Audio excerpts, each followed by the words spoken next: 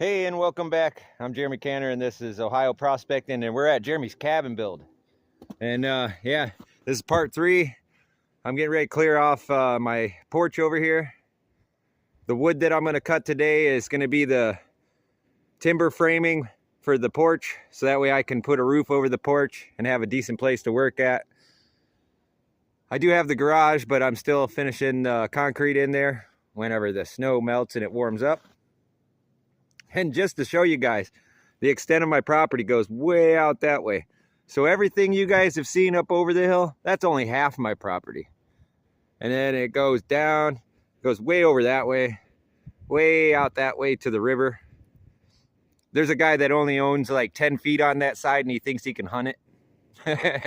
And I keep leaving him messages on his camera down there not to hunt that part of the land, because if I find one of his wounded deer coming across my area, I'm taking it. That's just the rules of the game, buddy. You didn't have permission. It comes on my land. That's my dinner for the rest of the year. Thank you. Yeah, I would have let him hunt if he would have just simply asked in the first place. And on another note, this land is full of maple trees. It used to be a maple sugar shack back in the 1800s all the way up to 40 years ago. So me and my parents are wanting to lease out both sides, theirs and mine, for maple trees.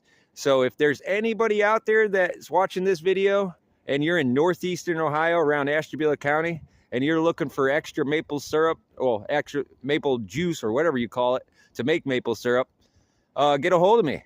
We're looking to lease out a pretty good portion of our trees. We have 44 acres, and as much as you want to lease and tap, have at it. Get a hold of me. Email me. On that note, today's episode, we are going to be setting up my homemade log mill, so let's get into it. All right, and as you can see, I got the first log uncovered that I was working with last. This is going to be my bottom bracing go across for my timber frame, and then we'll have to find some posts for the sides. We'll locate all that, but just for today, since it's raining a little bit and it's only like 34-36 degrees, somewhere around there, it's like a freezing rain, we're just going to work on this one log, get it all nice and squared up as much as I want to. I think I might leave one side of it like a rough side with rounded edges, you know, just because I like the look of that. We'll see what we do. But let's get into it. Do some sawing.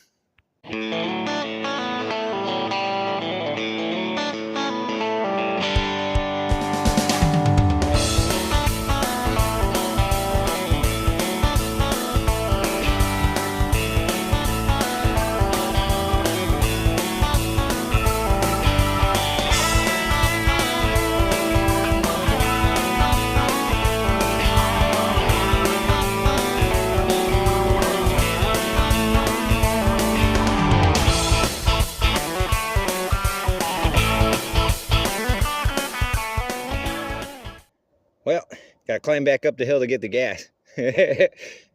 Go! All right, so I skipped around the other saw because I couldn't get the other saw to start. Dad, you're not allowed to mix the gas for the cans no more. I'll stay on that. Good thing I got a little bit left of some different gas. But this saw sorry. Yeah, I'm out of breath, so a little hard to talk. I've been up and down that hill. Who says I don't get a leg workout, man? Well, anyways, this saw doesn't have the hole drilled into it to hook up to this, so I'm just resting it on the top of it. It seems to be working all right, so I'm going to set you guys up on the tripod over there, and we'll throw you guys on time lapse.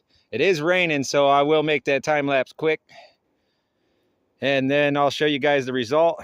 We're just going to flatten one side on this, debark the rest of it, and then get it up there, get it prepped out for notches to sit down in it. All right.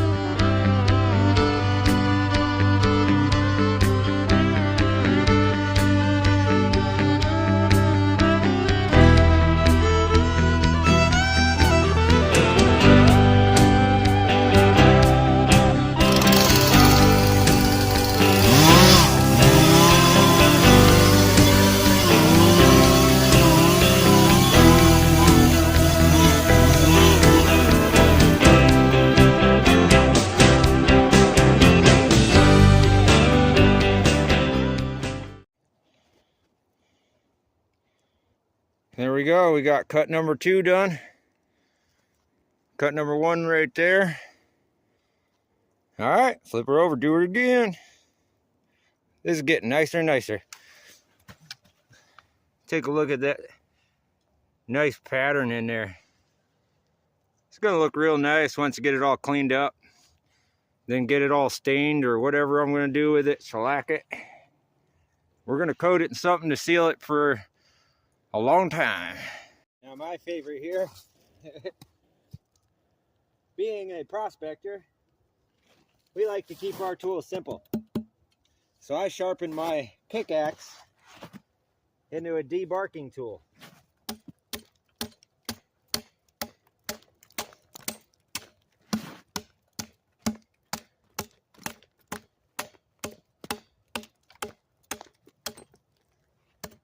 Now it's a dirty job and you get a lot of wood chips flying in your face, but it seems to do the job. Gets that bark off there. You want to get that bark off there, gets rid of rotten mold.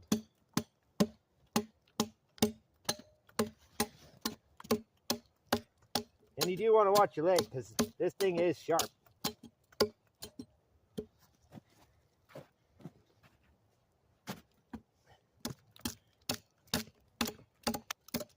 And it will get down there.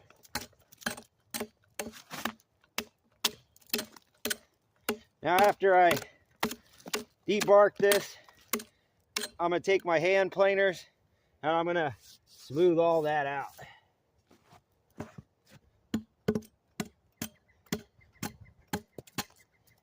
Oh, drop the jar of happiness. Put that back in that pocket. That's why we put it in glass jars.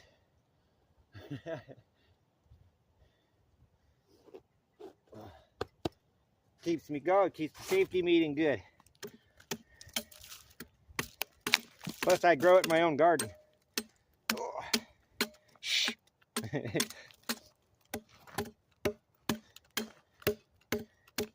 You know.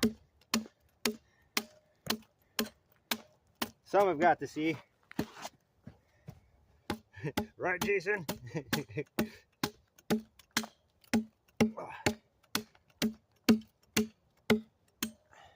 Alright, so I'm going to go ahead and do the rest of this the way down.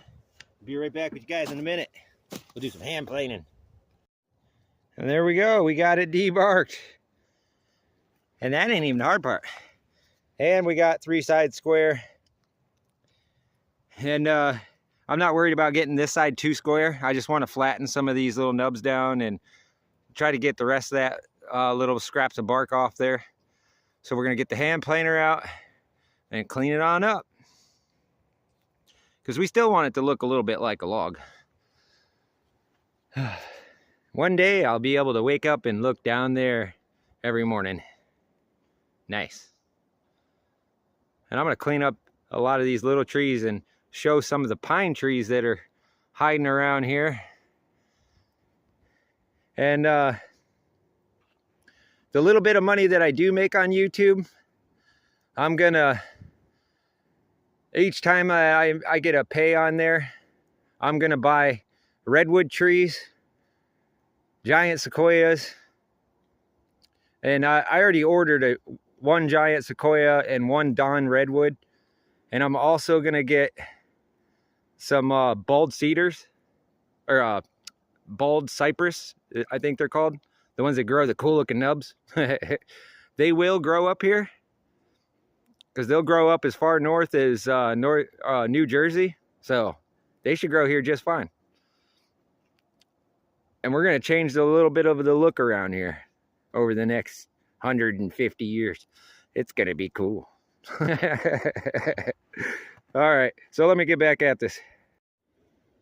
All right, there it is, all nice and cleaned up.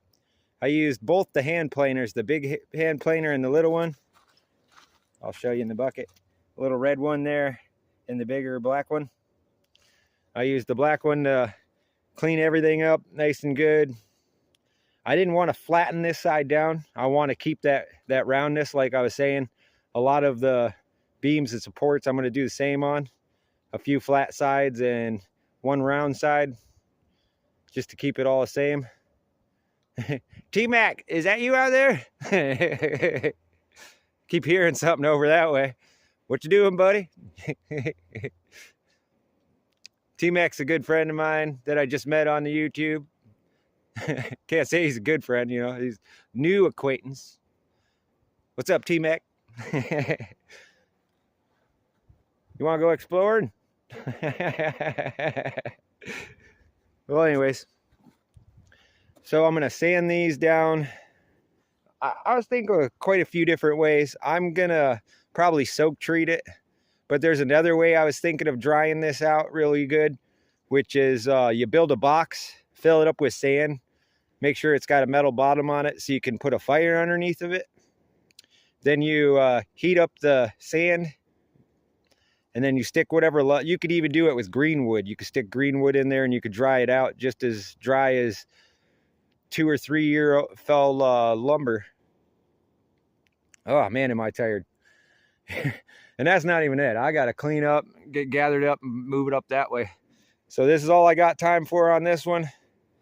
Just to show you guys here, let's go ahead and flip this over so you guys can see. Here's the round side. Let's roll her over.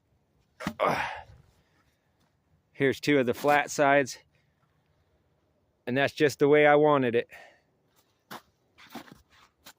Nice looking beam. Doesn't even have to be flat or straight. I'm gonna plane this side of it anyways, because that'll be the side that goes up against the deck, the flat side. So I'm gonna plane that down nice and flat on this side, leaving that top side the way it is. I'll just flatten it a little bit maybe. But yeah, it'll be on that little porch here soon. We'll frame that little porch out with timber frame and get a roof on it. Here's some of the metal. It's waiting. And I'm gonna finish the metal on the garage. We'll get that done here too. But just not today. It's getting late. And yeah, this was quite the project. I did just want to test out how that was gonna work.